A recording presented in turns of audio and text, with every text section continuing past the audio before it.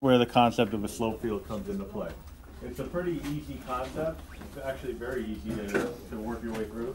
It can be tedious because like you're going to draw little line segments for each dot that you see here related to the slope at that particular point. Right? But what it'll give us is a sense of the solution of the differential equation without us actually having to determine what the solution of the differential equation is. All right, so I'll take you through an example or two, and then we'll go from there. So what we would do is create a table of values. Now this differential equation is dependent on the value of y. I'm just going to do that again because it was terrible.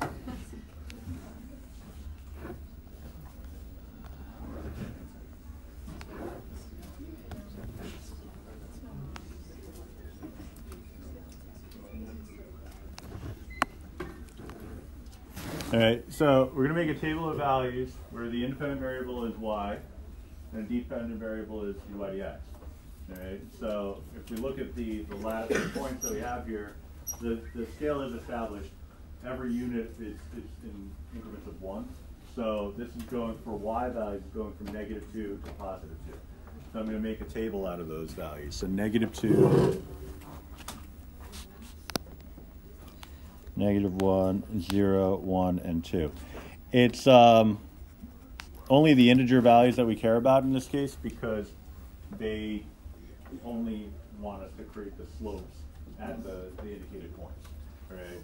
The decimal values in between, like 0, 1, 1, and 2, and so on, those would actually also contain slopes, but we're not asked about it, so we're going to disregard those. Right?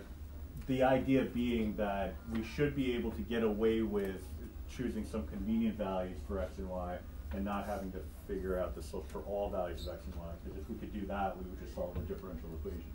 Right? So plugging the -2 in for y here gives me a -4, then plugging the -1 gives us a -2, and so on. So we get all our slopes just by doing rote calculations. So -4, -2, 0, 2, and 4. So what I want to do at this point is draw little line segments on the points corresponding with the slopes that we're given, right, or that we determined. Some of them are obvious, like at 0, when the y value is 0, I'm drawing horizontal lines.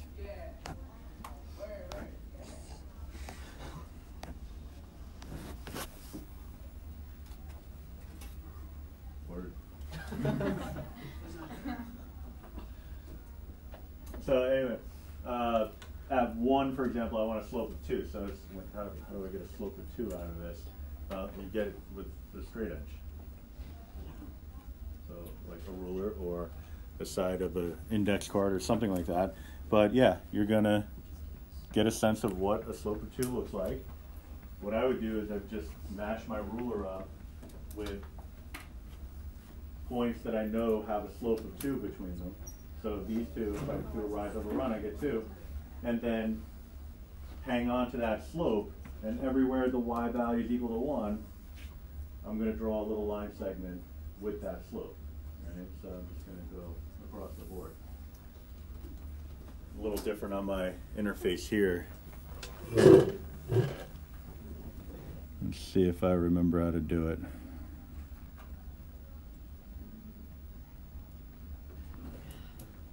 Oh, I could put an equation in? I have no idea. I don't remember how to do it. What was this one? No. Well, there was a ruler tool, and I can't find it. So I'm just going to have to eyeball it. So,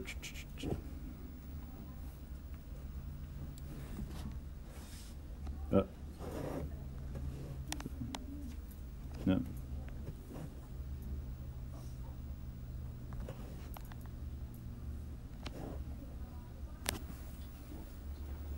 All right, so I just got to do that 4 more times.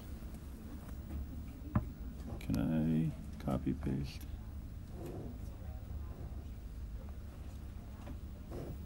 All right, so yeah, I'm just going to wing it.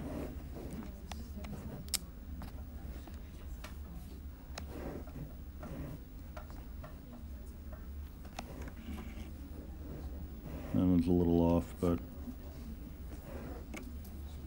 survive.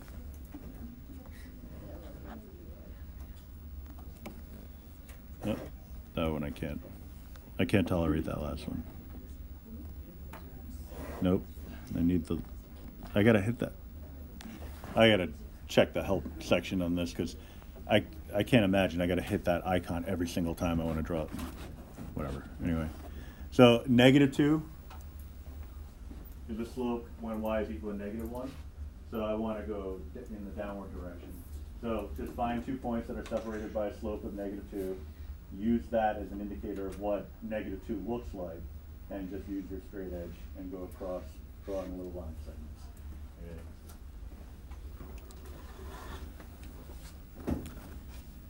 So be done with this in like half an hour, I guess.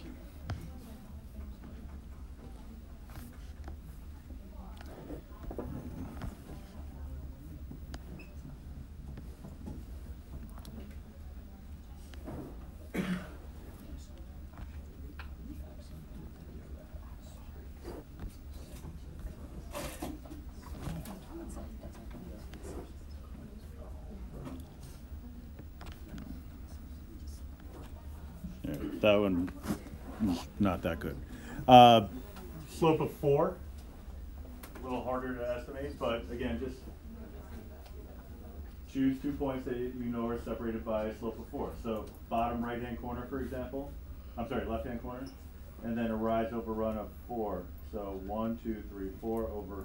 So I'd need a longer ruler, but it would essentially be this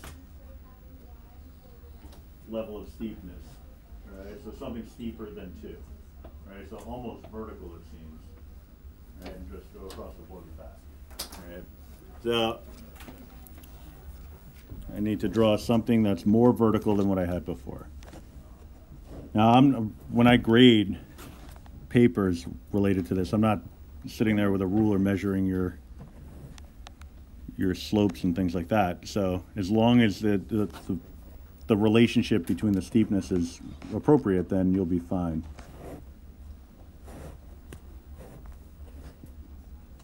That one's bad. Undo.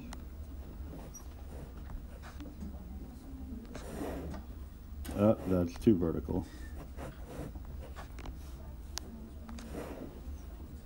Kinda. Undo. And too vertical.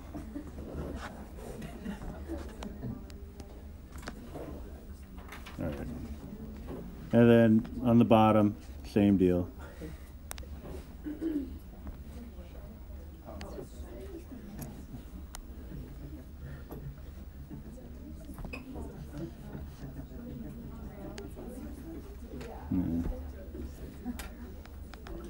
I'm actually just going to leave that one the way it was.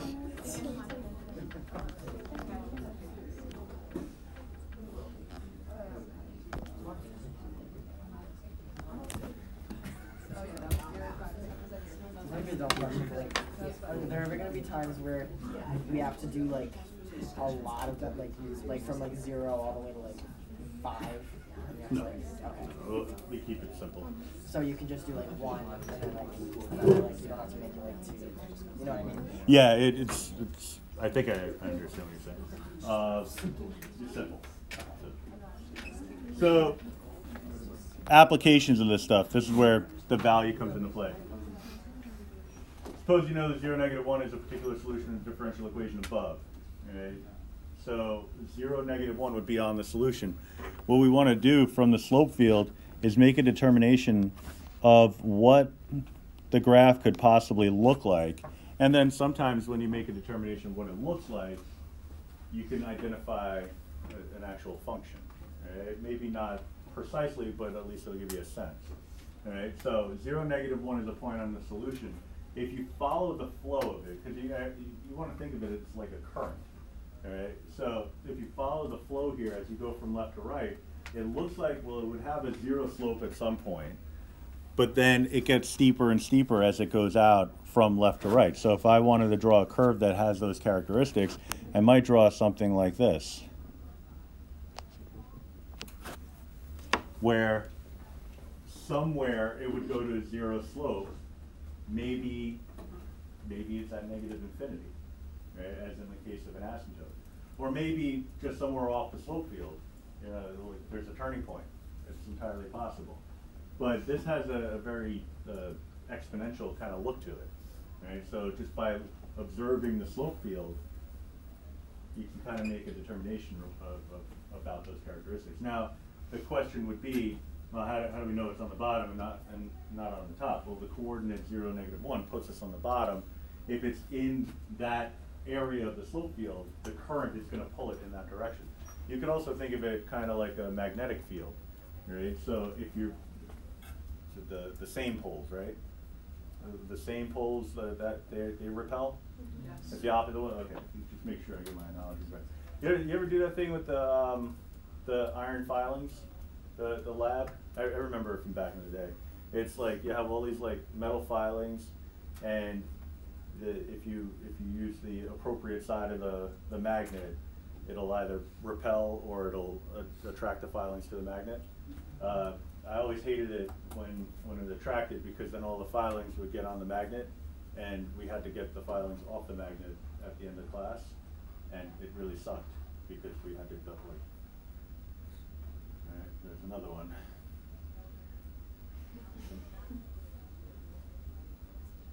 So that kind of stuff. But this is along those along those lines. It's just the slope field are the iron filings, all right? And so the nature of the differential equation, that's your magnet. The equation is either pushing the filings away or drawing it inward, right? But I mean, it's called a slope field, and magnetic fields are called that for a reason. That there is a commonality here, all right? The alternative to this would be to actually solve the differential equation. In some cases, not too bad. In other cases, could be nightmarish. There's entire courses in college related to solving differential equations. It's called, you guessed it, differential equations. So the entire course is called, well, actually, there's two levels of it. There's the ordinary differential equations, and then there's the partial differential equations. The ordinary ones are supposed to be the two-dimensional, familiar ones. The partial ones is where you start getting into 3 dimensions. But anyway, entire course is dedicated to this concept, so you know it gets crazy. We'll focus on the lighter side of it. I have my differential equation dy dx is equal to 2y. I get it into differential form. Multiply both sides by dx. All right, what I need is consistency for my variables.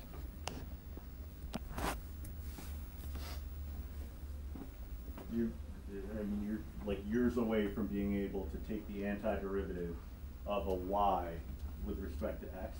So what we want to do here is separate our variables so that the x's are on one side and the y's are on the other. Right? So in order to do that, I would divide both sides. That is not a marker. I would divide both sides by y. I mean, I could divide by 2y also if I wanted to, but I don't want to. So 1 over y dy would be equal to 2 times dx. All right. What we're doing, again, is separating the variables so that y's go with y's, x's go with x's. Constants can go anywhere. All right, so that 2 could have gone on the left or on the right. Then what I want to do is integrate. So I'm going to take the antiderivative of both sides. What is the antiderivative of 1 over y? Log y. Log y, natural log of y. And the antiderivative of 2? 2x plus c. All right. You could have the plus c on either side of the equation. You could have it on both sides. But then when you put it together, it's going to make it a single constant. All right, so we just default to putting it on the right-hand side, the plus c. All right, so this is a general solution to the differential equation. All right, the antiderivative equation gave us this, but we want to clean it up. I mean, I guessed, based on the slope field, that we were looking at an exponential relationship. I see a log in there, and logs are inherently exponential, but it doesn't look like what an exponential equation would normally look like. So let's clean it up a little bit. Let's make it log base e of y equals 2x plus c. Do a little Lagrangian action here. We'd get y equals e to the 2x plus c. We can actually go further. We get a nice clean answer out of this. We have a plus sign in our exponent, which means that at some point the bases were kept and the exponents were added. It was keep the base, add the exponents. That was already performed, so let's undo that. E to the 2x times e to the c.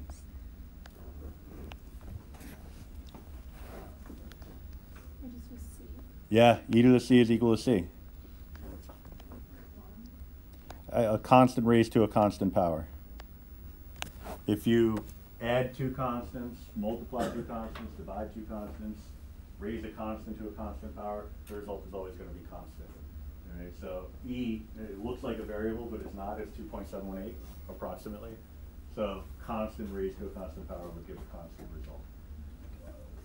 So we have a nicer general version of our differential equation solution. Now I want the particular solution, right? At the coordinate 0, -1.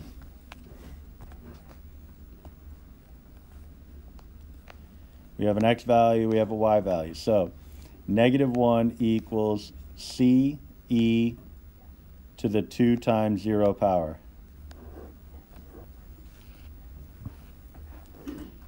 All right, so e to the 0th power is going to go to 1, so c is going to be equal to -1.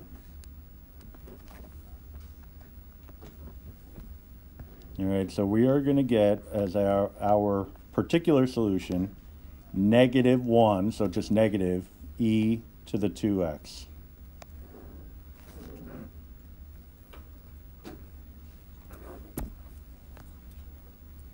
And we can take a look at that graph.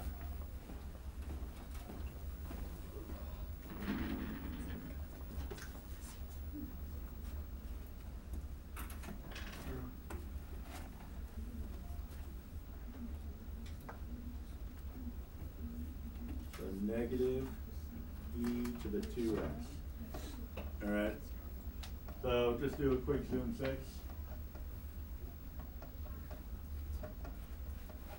It's exponential. Not quite what I drew, but it's in the neighborhood. What was this? -2 to 2? Yeah, I think so.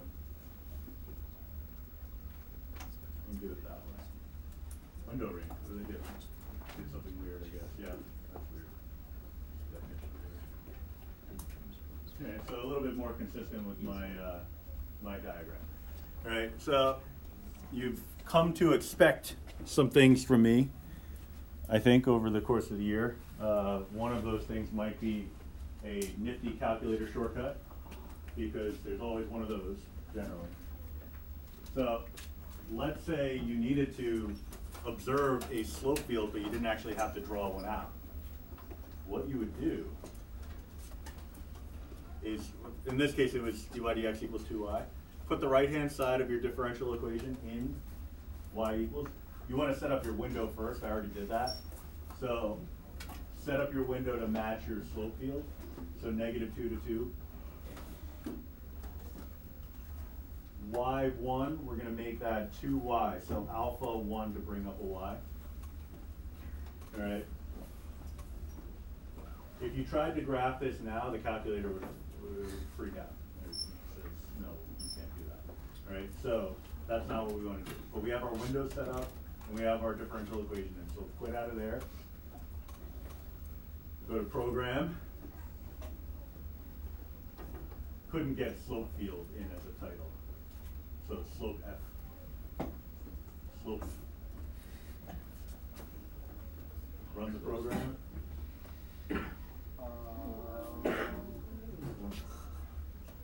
It gives you a little bit more than you need. It gives you a lot more than you need. But if all you want is just a sense of what the slope field is, then that'll do it for you. So if you're comparing that to this diagram, you can see like there's elements of it that are the same. But, you know, I don't think you're getting this picture from that. So if a question asks you to construct a slope field, you still got to do it. The calculator can support you. But if a question asks you to match a differential equation with its slope field, then the calculator